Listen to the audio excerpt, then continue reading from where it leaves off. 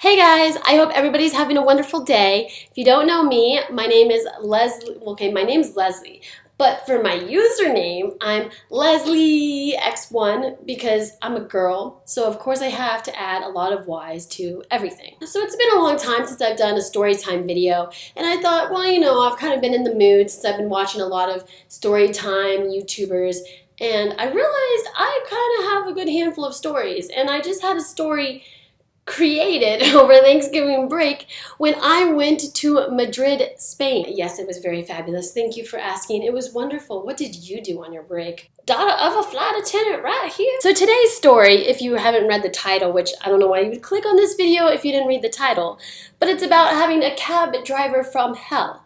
Like, seriously, it was scary as hell. Now, where I go to school, I do have to take cabs a lot, and I don't really like the cab drivers.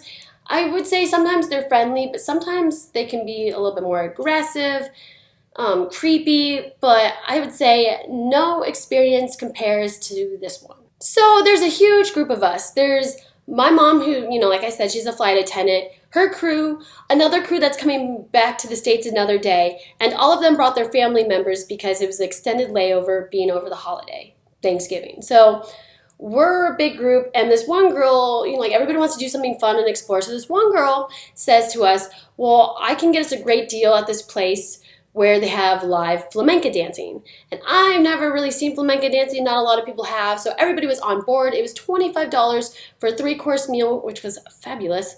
And the flamenco dancing was on point. There were wonderful dancers, very nice, along with the fact that it was cool seeing it because it's actually a type of tap dance.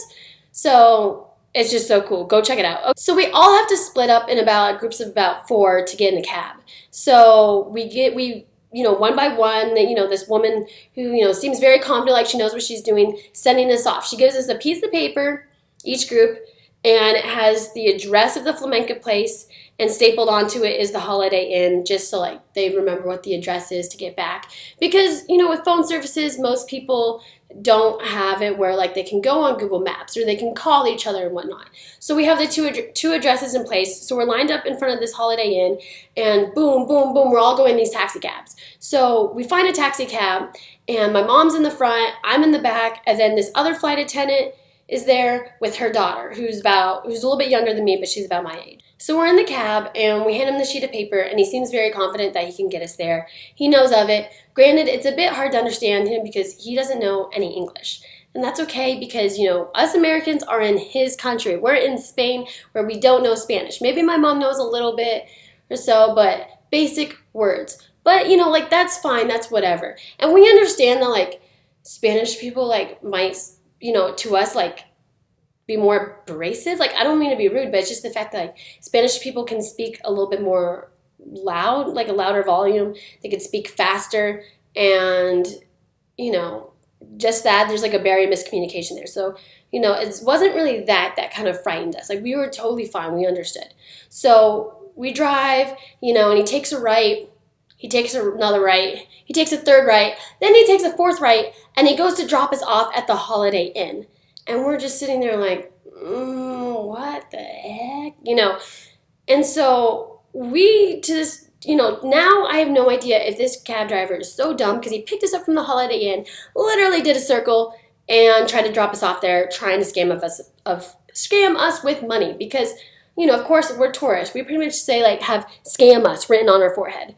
Well, fine, like with a little bit of back and forth, and of course it sounds like he's yelling, and I have to tell myself he's not yelling at us, but it's just scary because when you're in a cab, like, they're in control, you're in a locked moving vehicle with somebody. So if the cab driver scares you, like, it's going to be really scary. But at least, like, I'm with my mom and I'm with other people, but at the same time, we don't have, cell phone service. We don't have Google Maps on our phone right now. We are out of the country with none of, we don't have a really great plan, let's say that, like a good cell service. So some of us in the cab were getting angry, can you drive us there? But at the end, he made it certain that he knew where the place was. He didn't mean to do that. Like, who knows really to this day? And then he was going to take us there. So we go, and he has his GPS pulled up, the meter running, and we were told that it was going to be an under $10 cab ride. Like, it was going to be like a $7 cab ride. So we're driving, la-di-da-di-da. And we're, starting to realize that we're going into really sketchy parts of Madrid. Maybe we're no longer in Madrid, but these places, they look like New York City alleyways. And I don't know if that really means that there's more crime that goes on in Spain, like in those areas. But to us Americans, that scares the hell out of us. So we're driving, so we're taking note, like, oh, are we almost there? And he can't really answer us. I don't know if he understands or if we're just not understanding him. So we see this GPS. So everyone can understand the GPS. Doesn't matter where you're from. So we're looking at this GPS, and it'll say to go left, and then he goes right. And we're like, oh, okay, Then it would say again to go like one way. And it's not the fact that like it would reroute, but like it started rerouting with U-turns. It wasn't just like a reroute where like he knew a better way or he was trying to get around traffic. Like sometimes it would specifically say go this way and he would go the opposite way. And oh my gosh. So we're going through these sketchier and sketchier neighborhoods. He's not really talking and he's not following the GPS. So then one of us, I can't remember whom, but points out that he's no longer following the GPS.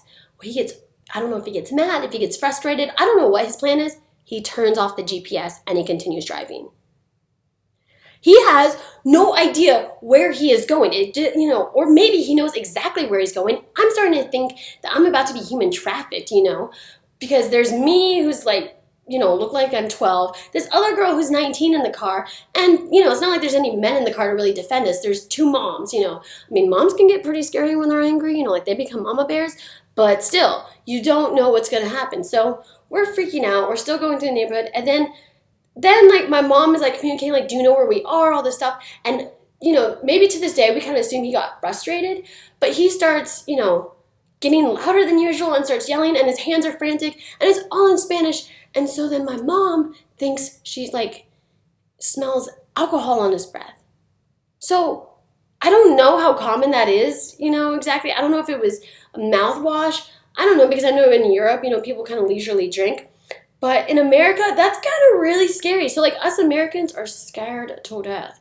So we're thinking, again, we're going to be human trafficked. We're going to be killed. We're going to be murdered. What the heck is going on? We're in these sketchy places. So finally, where does it get to? So we keep driving, and it gets to a point where we want to leave. And he doesn't fully understand, so the car is somewhat slightly moving, and like the girl just starts opening her car door and just kind of runs out. Like everybody kind of rushes out, and it's kind of awkward because it's like when they don't take you to your destination, and it's not like they did a good job of it, do you really pay the cab driver? It's kind of a question there. So we're in this place where like nobody's around. And luckily we bumped into a guy, and thank goodness he was nice and spoke a little bit more English than he did. But the cab driver gets out of the car, and by now we're crying. We're scared to go with him. My mom's like, I smell alcohol on your breath. You didn't follow the GPS. You turned off the GPS. You didn't give us to our destination. Look where we are. You don't even know where we are. Like, I don't trust you. I'm not getting back in that cab with you. I feel too uncomfortable.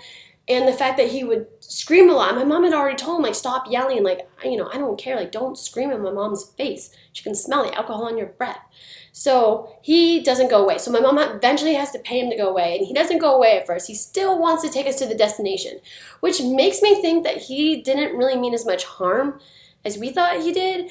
But still, he is determined to still take us. So finally, we have to tell this guy on the street, like, take him, like, make him send away. We're scared. Like, go away.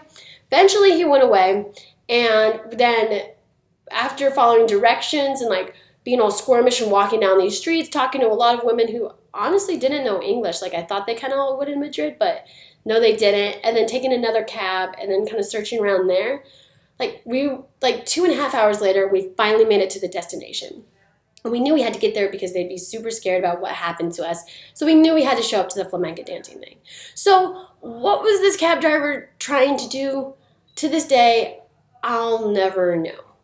After reevaluating the situation, my mom and I concluded that he might have been more just angry and just more embarrassed because he didn't understand us, and the fact that maybe we were too impatient with him. And it wasn't right what he did exactly, but maybe it was just all a miscommunication. But to this day, who knows?